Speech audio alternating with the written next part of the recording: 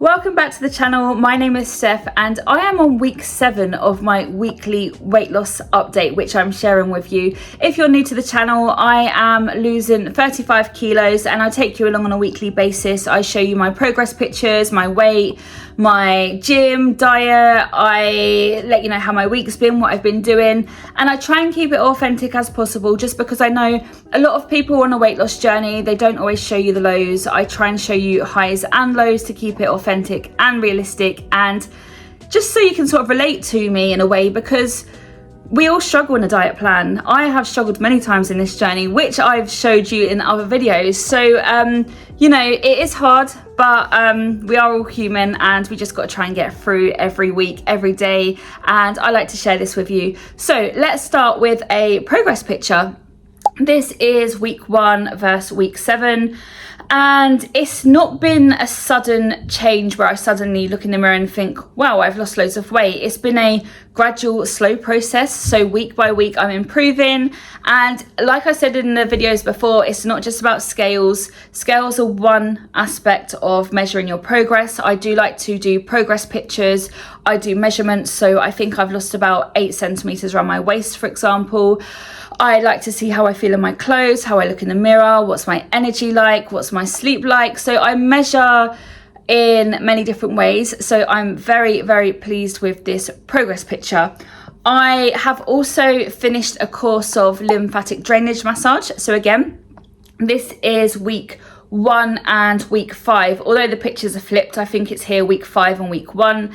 But you can really see a reduction in my belly. So lymphatic drainage, had a course of 5 sessions, and it helps with water retention, bloating, inflammation. It helps your gut health. And it's like your body's sewage system, so it gets rid of your toxins.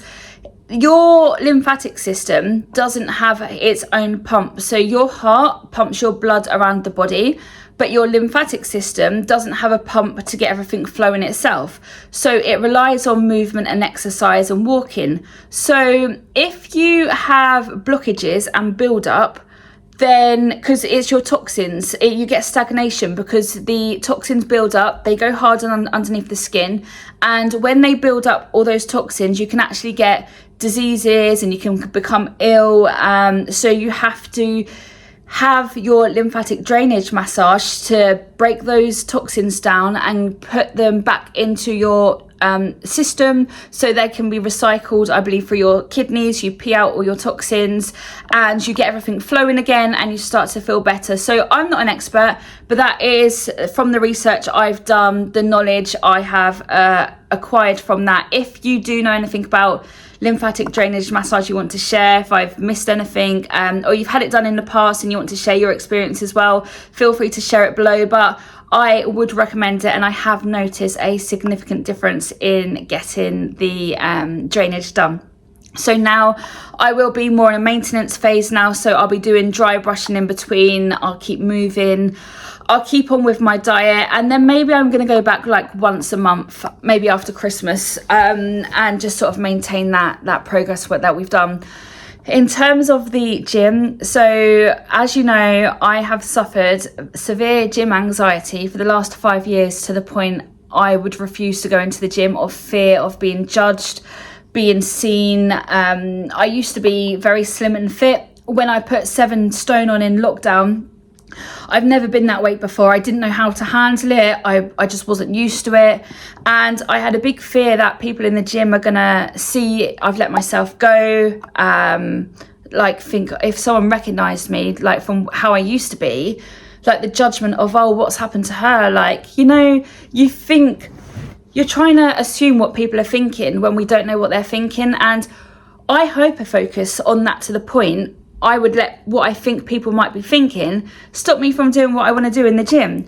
So I have been there. If you are struggling with gym anxiety, coming from me, the best thing to do is exposure therapy, even if that means getting dressed in your gym clothes and driving to the gym car park, sitting there 5 minutes and driving back. That could be step 1. Step 2 might be getting dressed in your gym clothes, driving to the gym car park and walking into the entrance. that could be step 2. And step 3 could be getting dressed in your gym clothes, driving to the gym car park, going up in the gym, even if it was for 1 minute, stay in there, walk back down. That could be step 3. Like, you do it at your own pace. The point is, you're doing something you don't want to do. So you get up on your alarm when you don't want to. You're getting dressed in your gym clothes when you don't want to. You're driving to the gym when you know you don't want to go there. And even if you was up in there for literally a minute and walked back out, you've done 4 things you didn't want to do. So by the time you do get to the point of staying in the gym, the point I think that helped me is going to the gym, doing the actions to get there rather than just what you do in the gym to begin with. Once you get confidence, you're repeating this cycle in the process, you're becoming more familiar with it. Once you're upstairs, you might start to do more workouts, but exposure therapy and building up slowly at your own pace is what I found worked for me. So this is me doing some boxing this week.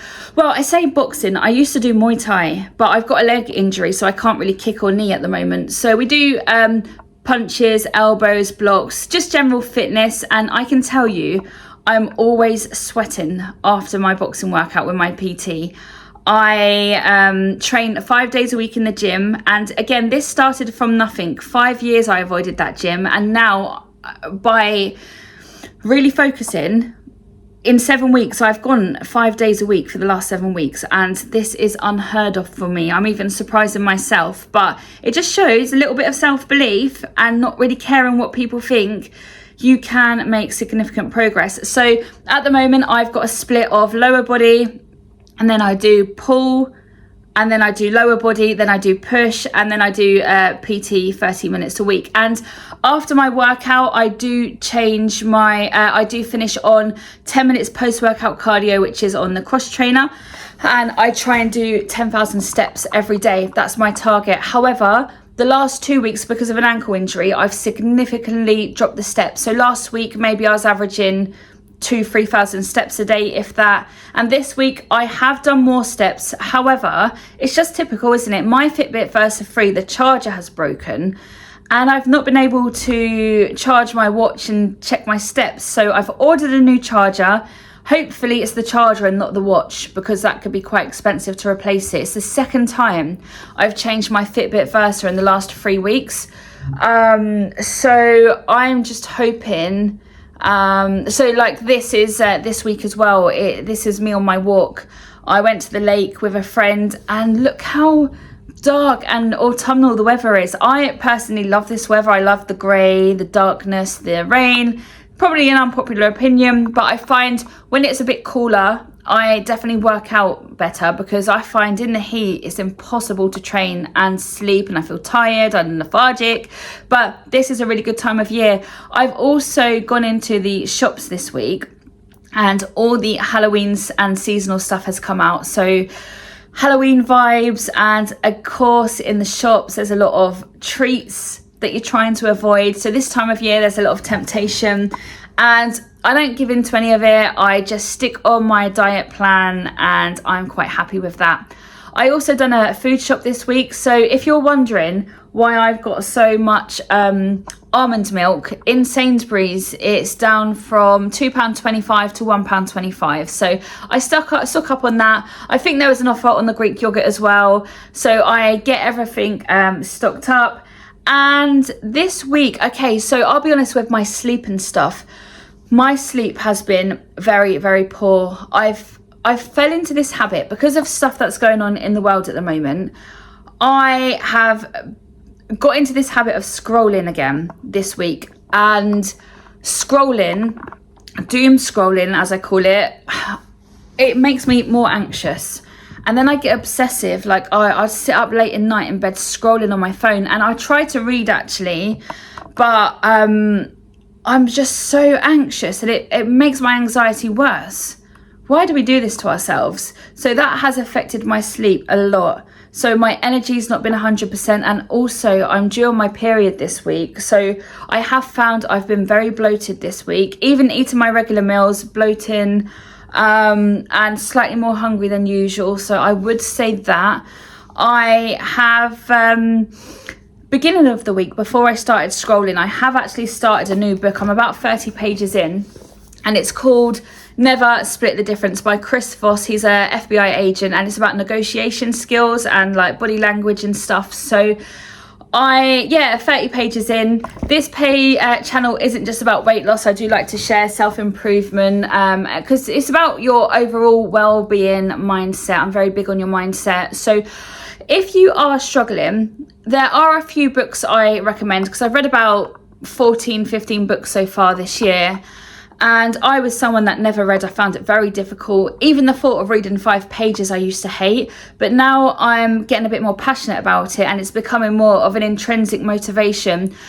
When I'm not anxious and doom scrolling because of anxiety, I do need to correct that with meditation, breath work.